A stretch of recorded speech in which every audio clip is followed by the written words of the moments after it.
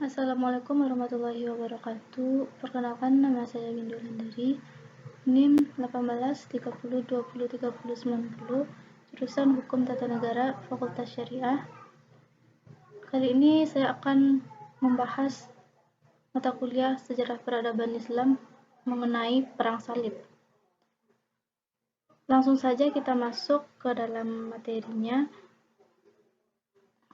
Saya membahas poin ketiga dan meneruskan pembahasan dari rekan saya yang sebelumnya. Poinnya yaitu periode Perang Salib dan pengaruh Perang Salib terhadap perkembangan kebudayaan Islam. Langsung saja, yang mana periode dalam Perang Salib itu ada periode pertama, itu pada tahun 1095 sampai 1147 Masehi. Pada musim semi tahun 1095 Masehi, 150.000 orang Eropa, sebagian besar bangsa Prancis dan Norman, berangkat menuju Konstantinopel, kemudian ke Palestina. Tentara salib yang dipimpin oleh Godfrey, Bohemond, dan Raymond ini memperoleh kemenangan besar. Pada tanggal 18 Juni 1097, mereka berhasil menaklukkan Nisia dan tahun 1098 Masehi menguasai Raha. Di sini mereka mendirikan kerajaan Latin I dengan Baldwin sebagai rajanya. Pada tahun yang sama, mereka dapat menguasai Antiochia dan mendirikan kerajaan II di timur. Bohemond dilantik sebagai rajanya. Mereka juga berhasil menduduki Baitul Maqdis pada tahun 1099 Masehi dan mendirikan kerajaan Latin II dengan rajanya Godfrey. Setelah penaklukan Baitul Maqdis itu, tentara salib melanjutkan ekspansinya. Mereka menguasai kota Akka, Tripoli, kota Tyre. Di Tripoli mereka mendirikan kerajaan Latin IV. Rajanya adalah Raymond. Itulah periode pertama. Yang periode kedua, pada tahun 1147 sampai 1179 Masehi, dipimpin oleh Raja Louis VII dari Perancis, Kaisar Krurat dari Jerman, dan Putra Roger dari Sisilia menyambut kedatangan angkatan kedua Salibiyah. Muncullah pahlawan Nuruddin Zanki, putra Imanuddin Zanki, dan tentara salib II tidak dapat berbuat banyak, bahkan di mana-mana dapat dikalahkan. Di Mesir, peperangan salib ini melahirkan pahlawan yang termasyhur, namanya ialah Sultan Salahuddin Al-Ayyubi.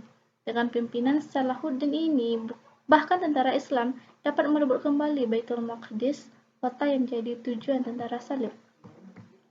Periode ketiga, tentara salib pada periode ini dipimpin oleh Raja Jerman Frederick II, dan kali ini mereka berusaha merebut Mesir terlebih dahulu sebelum ke Palestina dengan harapan mendapat bantuan dari orang Kristen Kitbi. Mereka berhasil menduduki Dimyat, Raja Mesir dari dinasti Ayyubiyah pada tahun 1219 Masehi, yang mana waktu itu Al-Malik Al-Kamil membuat perjanjian dengan Frederick. Isinya antara lain, Frederick bersedia melepaskan Dimyat, sementara Al-Malik Al-Kamil melepaskan Palestina. Frederick menjamin keamanan kaum muslimin di sana, dan Frederick tidak mengirim bantuan kepada Kristen Syariah. Dalam perkembangan berikutnya, Palestina dapat direbut kembali oleh kaum muslimin tahun 1247 Masehi. Di masa pemerintahan Al-Malik Al-Salih, penguasa Mesir selanjutnya, ketika Mesir dikuasai oleh dinasti Mamalik yang menggantikan posisi dinasti Ayyubiyah, pimpinan perang dipegang oleh Baybars dan Kawun. Pada masa mereka lah Akka dapat direbut kembali oleh kaum muslimin, yakni pada tahun 1215 Masehi tersebut. Itulah periode dari Perang Salib. Dan yang selanjutnya, pengaruh Perang Salib terhadap dunia Islam itu, atau terhadap peradaban Islam, yang mana pada ketika itu umat Islam banyak kehilangan sebagian warisan kebudayaannya karena dirampas oleh bangsa Eropa, serta hal ini juga menjadi penyebab kemunduran di berbagai bidang dalam dunia Islam, terutama di bidang pendidikan. Langsung saja kita masuk ke poin D, dampak perang salib.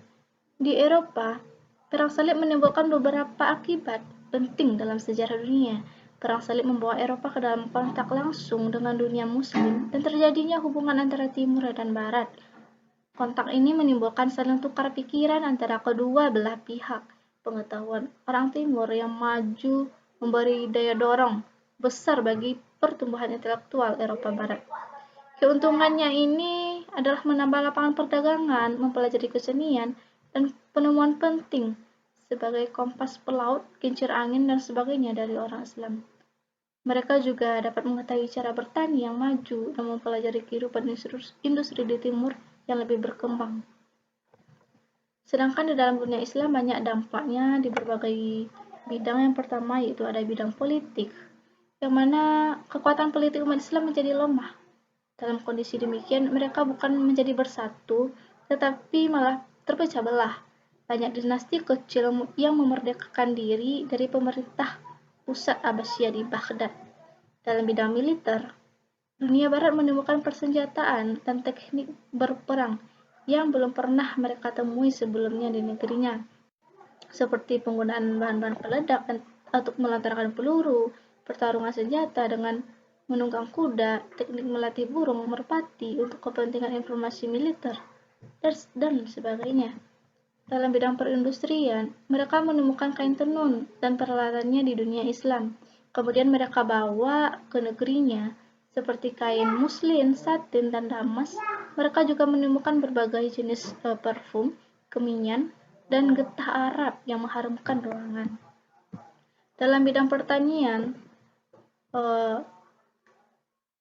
mereka temukan di timur Islam seperti modal irigasi yang praktis dan jenis tumbuh-tumbuhan dan buah-buahan yang beraneka macam, termasuk penemuan gula. Dalam bidang perniagaan, orang Barat memakai sistem perdagangan Islam yang menggunakan uang sebagai alat tukar dalam jual beli. Karena sebelumnya mereka itu menggunakan barter, sistem barter, tukar menukar barang. Dalam bidang ilmu pengetahuan dan kesehatan, ilmu astronomi yang sudah dikembangkan oleh umat Islam sejak abad ke-9 telah pula mempengaruhi lahirnya berbagai observatorium di barat. Selain itu, bangsa barat juga meniru adanya rumah sakit sebagaimana sudah berkembang lama di dunia Islam. Baik, langsung saja kita masuk ke poin E, terjadinya transmisi kebudayaan dan peradaban Islam ke dunia barat. Yang pertama dalam bidang politik, terjadinya balance of power, karena di bagian barat terjadi permusuhan antara Bani Umayyah II di Andalusia dengan Kekaisaran Caroling di Perancis. Sedangkan di bagian timur terjadi perseteruan antara Bani Abbasiyah dengan Kekaisaran Bizantium di timur di Semenanjung Balkan.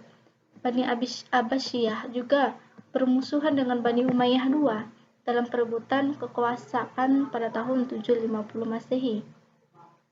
Kekaisaran Caroling bermusuhan dengan Kekaisaran Bizantium Timur dalam memperebutkan Italia. Oleh karena itu terjadilah persekutuan antara Bani Abbasiyah dengan Kekaisaran Caroling, sedangkan Bani Umayyah II bersekutu dengan Bizantium Timur.